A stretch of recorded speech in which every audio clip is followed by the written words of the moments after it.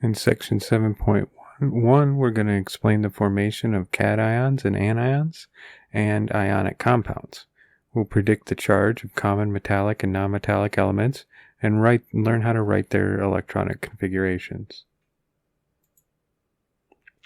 So as we've seen before, ions form when atoms gain or lose electrons. Cations are formed when atoms lose electrons and are therefore going to be positive. And anions form when atoms gain electrons, and those are going to be negative. Ionic bonds form between cations and anions because the positive cations are attracted to the negative anions. Ionic compounds form through ionic bonding,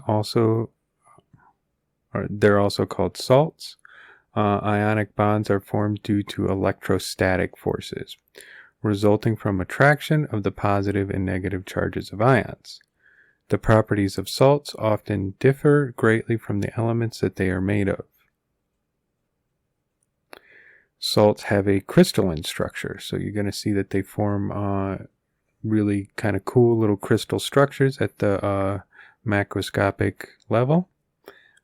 They tend to be rigid and brittle. They tend to have high melting points and high boiling points. They conduct electricity poorly when they're in their solid form, but they're going to tend to conduct electricity pretty strongly if you, say, melt them. They dissolve in water readily, and they conduct both heat and electricity very well when they're melted.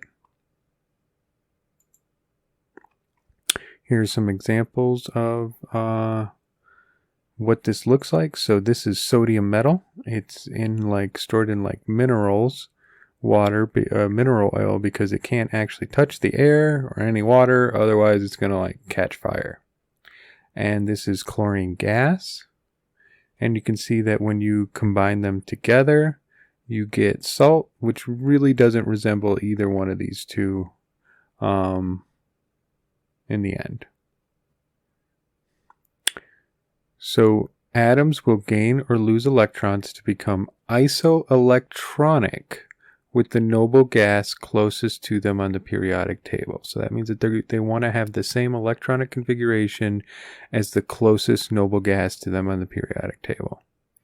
Metals to the left of the periodic table will lose electrons until they expose the next electron shell.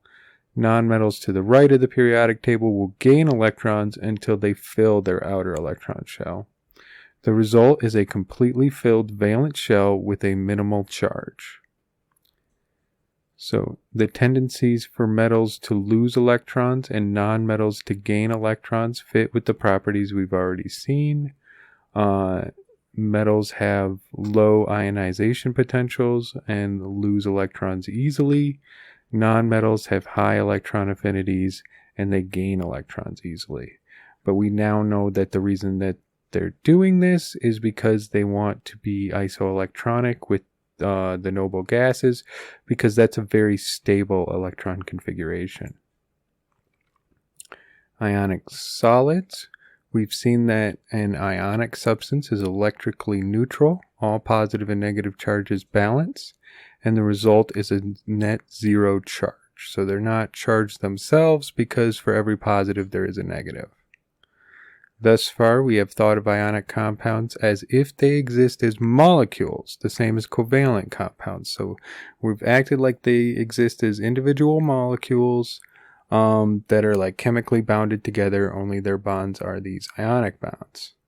This is, however, an oversimplification. The symbols we've written for ionic compounds are in fact the smallest repeating unit of an ionic crystal. So let's see what that looks like. So here would be an example of sodium chloride. Okay, we have written NaCl as if it was just an Na atom bound to a chloride atom. But in fact, this is a whole three-dimensional crystalline structure, and this sodium ion is having an interaction with this chlorine, and it's having an interaction with that chlorine, and it's having an interaction with that chlorine. Just like this chloride ion back here is having an interaction with 4 different sodium atoms around it. They're not always going to be like a cube like this. This is the crystal structure that they take on. They're going to arrange themselves in some sort of geometric pattern, and they're going to have interactions that exist all the way around the atom. The attractive forces in an ionic crystal are isotropic. They are the same in all directions, so that's why they have interactions in all directions. This is not true for covalent compounds. Ions, therefore, arrange themselves into tightly bound three-dimensional lattices, that crystal structure that they have.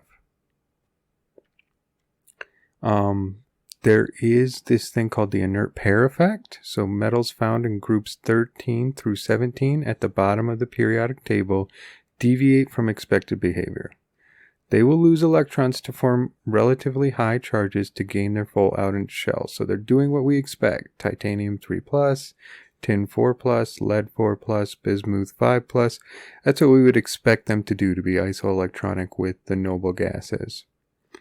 But additionally, partial loss of electrons are possible due to the inert pair effect. Okay, so we also see titanium 1+, tin 2+, lead 2+, bismuth 3+. Okay, these are called the different oxidation states, where they can have different stable charges. And this effect is the result of electrons in the outer s orbital being retained. Okay, it's just not always necessary for them to lose that outer s shell to gain their electron stability, and that has to do with the fact that these are very large atoms with very complex electronic interactions that kind of can lead to this additional level of stability that can allow for these additional oxidation states.